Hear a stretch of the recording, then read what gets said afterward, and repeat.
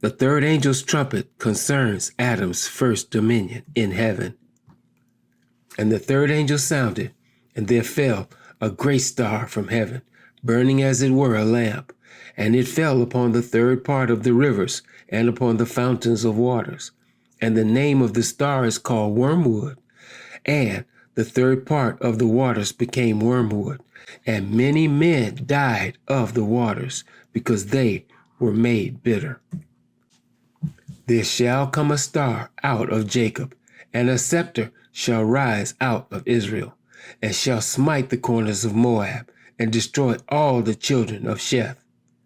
Where is he that is born King of the Jews? For we have seen his star in the east, and are come to worship him. I am the root and the offspring of David, and the bright and morning star. Clearly, this star is Christ. The star that fell from heaven was the incarnation of Christ, the point being the measure of his condescension to the earth and becoming a man in sinful flesh that would eventually become the Lamb of God. The lamp is a reference to the lampstand, which was the cross of the Passover.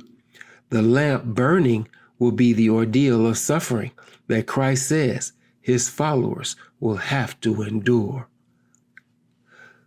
What ailed thee, O thou sea, that thou fleddest, thou Jordan, that thou wast driven back? Tremble, thou earth, at the presence of the Lord, at the presence of the God of Jacob, which turned the rock into a standing water, the flint into a fountain of waters. The four rivers in Genesis 2 are Pison, Gihon, Hiddekel, and Euphrates. Concerning these four rivers, the word of God says, And it shall come to pass in that day that the mountains shall drop down new wine, and the hills shall flow with milk, and all the rivers of Judah shall flow with waters, and a fountain shall come forth of the house of the Lord, and shall water the valley of Shittim. But in the last days it shall come to pass that the mountain of the house of the Lord shall be established in the top of the mountains, and it shall be exalted above the hills, and people shall flow into it. The rivers and the fountain of waters would have to refer to these and several other passages that promise the same thing, which is the final fulfillment of the covenant in the last days when the house of the Lord shall be established. The rivers and fountains of waters represent the nations and the genesis of them. A river is a border that identifies a nation of people, as in Egypt or Babylon. In Genesis 4, the four rivers are the borders and the limit of God's entire plan of salvation. The limit of God's plan is its fulfillment when all of the people will flow into it. That thou shouldest enter into covenant with the Lord thy God, and into his oath, which the Lord thy God maketh with thee this day. Neither with you only do I make this covenant and this oath, but with him that standeth here with us this day before the Lord our God, and also with him that is not here with us this day, lest there should be among you a man or a woman or a family or a tribe whose heart turneth away this day from the Lord our God, to go and serve the gods of these nations, lest there should be among you a root that beareth gall and wormwood.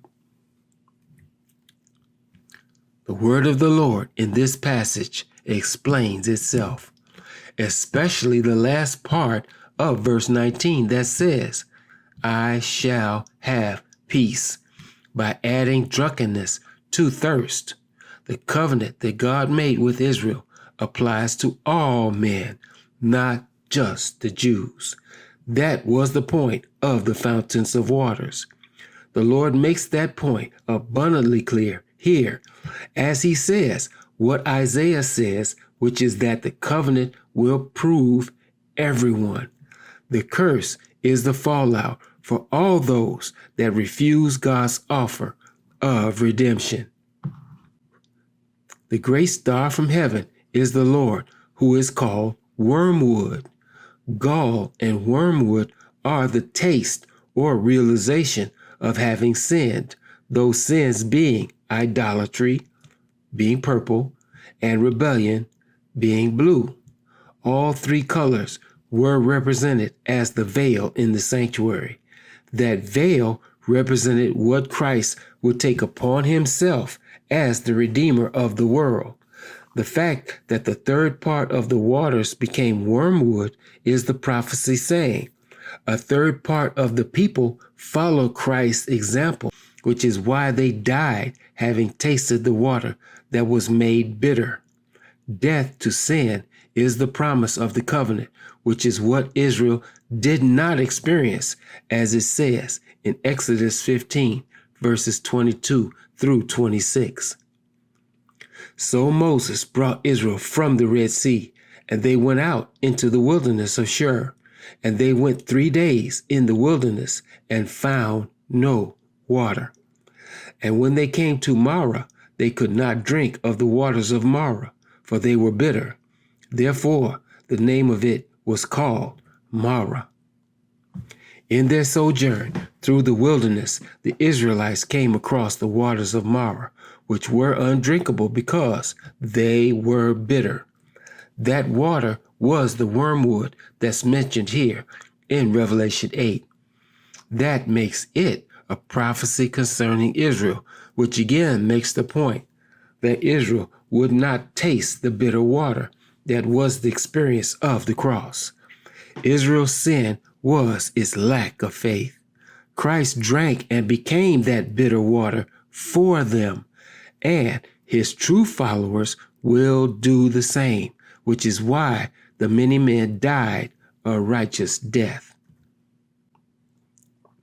The fourth angel's trumpet concerns Adam's first dominion of heaven. And the fourth angel sounded, and the third part of the sun was smitten, and the third part of the moon, and the third part of the stars, so as the third part of them was darkened, and the day shone not for a third part of it, and the night likewise. And I beheld and heard an angel flying through the midst of heaven, saying with a loud voice, Woe, woe, woe to the inhabitants of the earth, by reason of the other voices of the trumpet of the three angels, which are yet to sound. Given that the third part concerns the judgment that will take place in the day of the Lord during the time of the revelation, it's a bit ironic that the lights in the firmament would be smitten. If anything, the revelation of both covenants should be shining brighter, not dimmer. The question is, why would the lights of the firmament be darkened so that neither the day or the night would shine during this time? In Matthew 24, the Lord said, And then shall appear the sign of the Son of Man in heaven, and then shall all the tribes of the earth mourn, and they shall see the Son of Man coming in the clouds of heaven with power and great glory.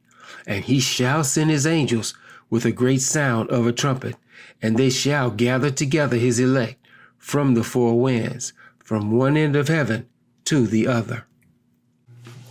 Daniel says, I saw in the night visions, and behold, one like the Son of Man came with the clouds of heaven, and came to the Ancient of Days, and they brought him near before him. And there was given him dominion and glory and a kingdom, that all people, nations, and languages should serve him. His dominion is an everlasting dominion, which shall not pass away, and his kingdom that which shall not be destroyed.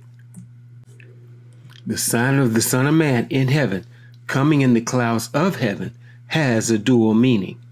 Naturally, those that interpret the passage literally would see this as a reference to Christ's literal second coming. Only those that would make the connection with the context of Daniel 7 would understand Spiritual things are spiritually discerned. The problem is, there are yet 3 more woes that would have to be fulfilled, which would make this a most anomalous statement, if not an outright falsehood. Clearly, this passage must refer to more than Christ's literal second coming. In Matthew 24, the sign of the Son of Man in heaven is this 4th seal. The Lord said, "Then shall all the tribes of the earth mourn," which is the wrath of God experienced. He then makes it clear that he shall send his angels with a great sound of a trumpet, and they shall gather together his elect from the 4 winds, from one end of heaven to the other. This gathering together of his elect are the angels that we've seen sounding the 7 trumpets. The vision of Daniel 7 makes it abundantly clear that Jesus is referring to more than his literal second coming. The context of Daniel 7 is, of course, the point made that the Father is giving Christ the revelation, as it says in verse 1 of chapter 1. The issue is a kingdom that all people, nations, and languages should serve him, and his dominion, which is an everlasting dominion, which shall not pass away, and his kingdom, that which shall not be destroyed. That kingdom will have been established at this point, because that is precisely what chapter 1 says. The church will have accepted the challenge to take up the cross and follow Jesus, which is why chapter 8 says, "As the 4th angel sounded, the 3rd part of the firmament, as well as both, the day and the night, were smitten." The word "plaso" means to be stricken, as Egypt was under the falling of the 10 plagues. The sun, moon, stars, as well as the light of both, the brightness of day and the darkness of night, all represent the 2 aspects of the 2 testaments. That means whatever it would be that would strike them would be adversarial. The question is, why would the light of heaven be attacked? And who or what would be the thing that would do the striking? Both Matthew and Mark state that the sun would be darkened and the moon would not give her light after the tribulation of those days. At that time, Jesus says, the tribes of the earth would mourn. Those days would be the time of the great tribulation that will have transpired. What's implied in the sounding of the first 3 trumpets is the fact that Satan will be doing what he can to keep everyone from heeding the call of the convocation. That would explain why Matthew says, "For then shall be great tribulation, such as was not since the beginning of the world to this time, no, nor ever shall be. And except those days should be shortened, there should no flesh be saved. But for the elect's sake, those days shall be shortened." It would appear then that the sound of the 4th trumpet would be that time being shortened. Clearly, the 4th trumpet concerns the plan of redemption that was represented at creation as the light of heaven that would represent the 2 testaments. Both being stricken would have to be the enemy's most violent assault against them. Matthew and Luke tell us that resistance will bring about the close of probation for the whole world, which would explain the 3 woes that would follow. The 4th trumpet is the revealing of the trumpet's purpose. It's said to darken the light of both the Old and the New Testaments.